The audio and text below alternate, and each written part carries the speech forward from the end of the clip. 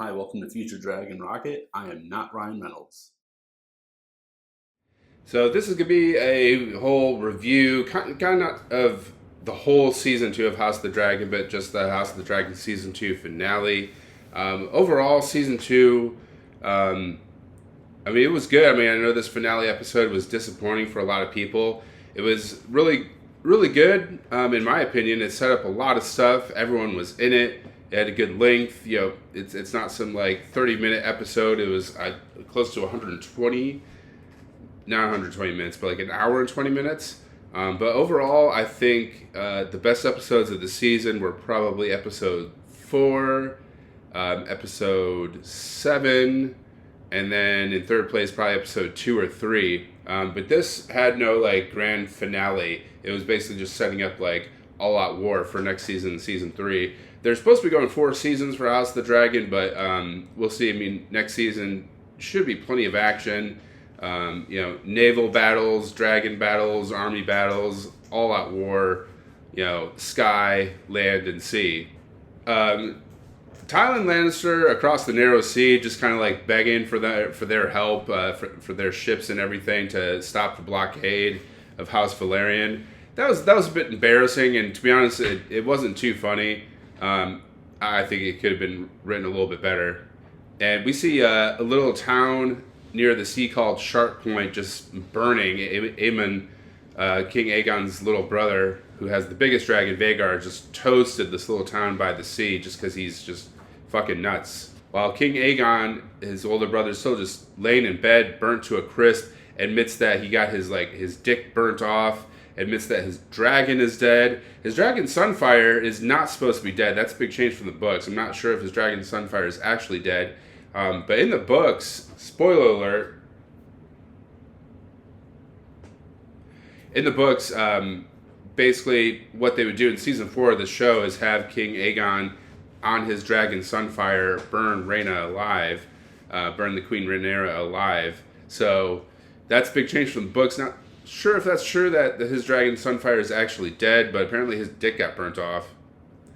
And Larys the Clubfoot, the guy with the foot fetish, is, taking King Aegon into hiding out of King's Landing because he knows, like, Team Black is coming and they're going to fuck shit up. And that's definitely in the books. In the books, like, the royal family gets taken out of King's Landing because they know, like, Team Black is coming. So that's a really good part from the books. Rhaena, one of Daemon's 2 daughters from his second marriage, is supposed to be across the Narrow Sea, but she's just like camping out, hiking by herself, just like sleeping under rocks or whatever. And she finally is finding her full-grown dragon that she's going to claim Sheep Stealer. That's a change from the books. In the book, Rhaena flies a dragon called Morning, so that's a change from the books, that she does not have a dragon, that she's going to ride Sheep Stealer. And Queen Rhaenyra and Corlys Velaryon, they're talking about Daeron Targaryen, Queen Alicent's youngest son, who we haven't seen in the show yet. He's been hiding out in Old Town with his dragon Tessarion, and they're coming. I think they showed a little like sneak peek of his dragon flying at the very end of the episode. I'll have to go back and watch it again.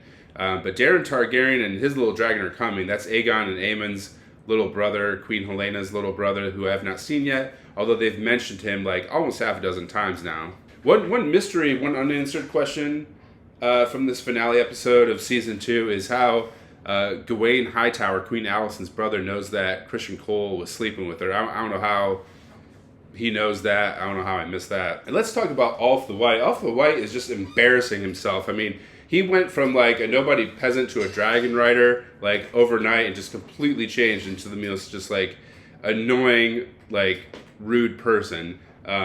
Hugh the Hammer is trying to like defend him and apologize for him. He's really getting on Jaehaerys Valerian or Jaehaerys Targaryen, his nerves, Jace nerves, and it's really tough to watch because man, if you've read the books, spoiler alert for the books, Ulf the White and Hugh the Hammer are going to turn their back on Team Black and Queen Rhaenyra. Ooh, and man, Queen Helena calls out Aemon for burning their brother King Aegon and saying how he's going to end up dead. That was really cool to see him be put in his place.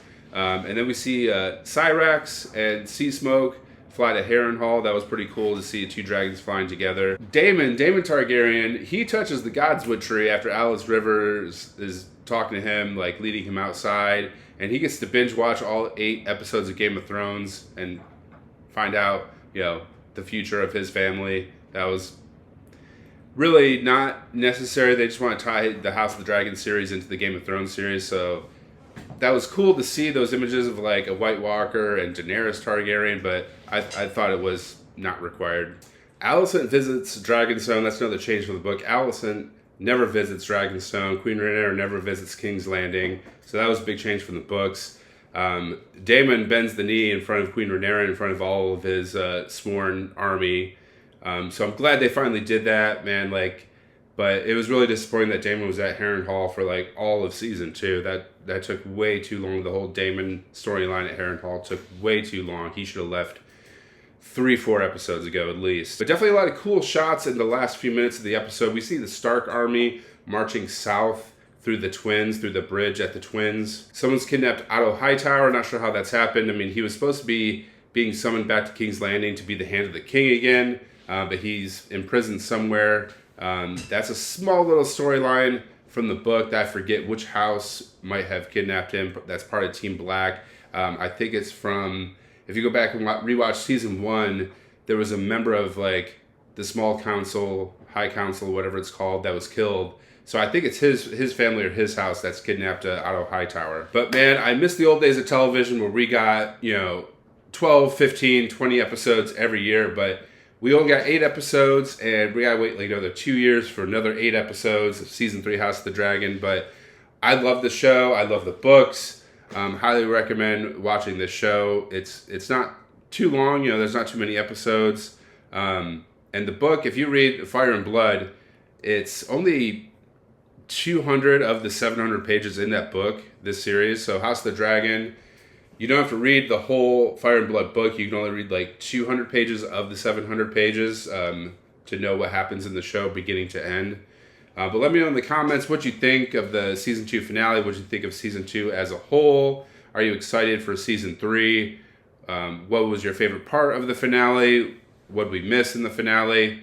And don't forget to follow me, Future Dragon Rocket, on TikTok.